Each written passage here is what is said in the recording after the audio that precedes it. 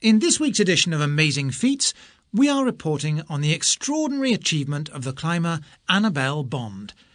It took a huge physical effort and a considerable amount of money, but Annabelle Bond has just flown back to her home in London after becoming the fastest woman ever to climb the highest mountain in each of the 7 continents. The feat took her to Nepal and Tanzania, Argentina, Alaska and Antarctica, Australia and Russia, with the odd avalanche in between. She scaled the summits in 360 days. Not only is this the fastest time ever for a woman, but it's also the 4th fastest for a climber of either sex. According to Annabelle, the best experience of all was seeing the top of Everest. Annabelle Bond is the daughter of Sir John Bond, the head of the bank HSBC.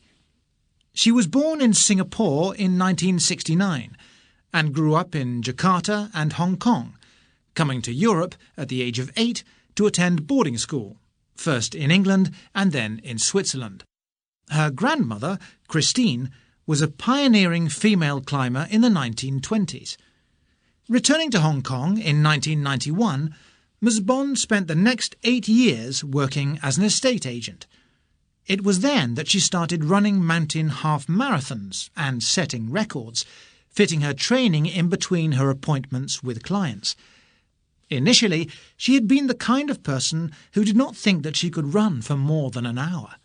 However, she finally decided that buying and selling houses was not what she really wanted to do, and in 2000 she left the estate agents where she'd been working and headed for Sun Valley, Idaho, to ski and climb.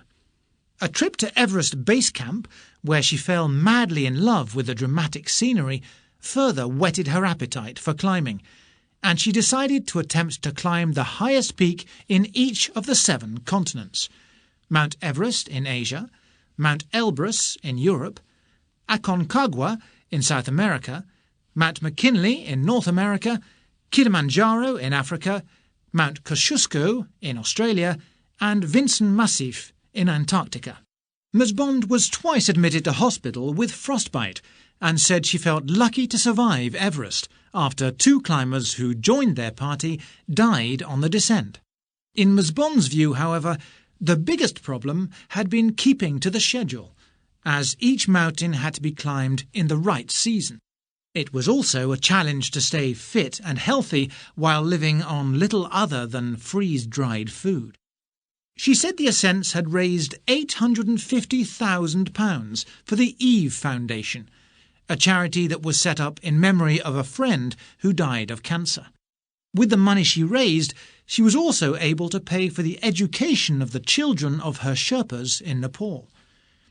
She is swift to point out that it has all been something of a team achievement, the climbs being completed with guides from a New Zealand adventure company and filmed by a cameraman. However, fellow climbers agree that getting up Everest is a feat in itself. Tom Prentice, the author and former editor of Climber magazine, said that it was a fantastic achievement for anyone to have climbed the 7 highest summits on all the continents. He added, however, that there were many much harder peaks than some of the summits on the list.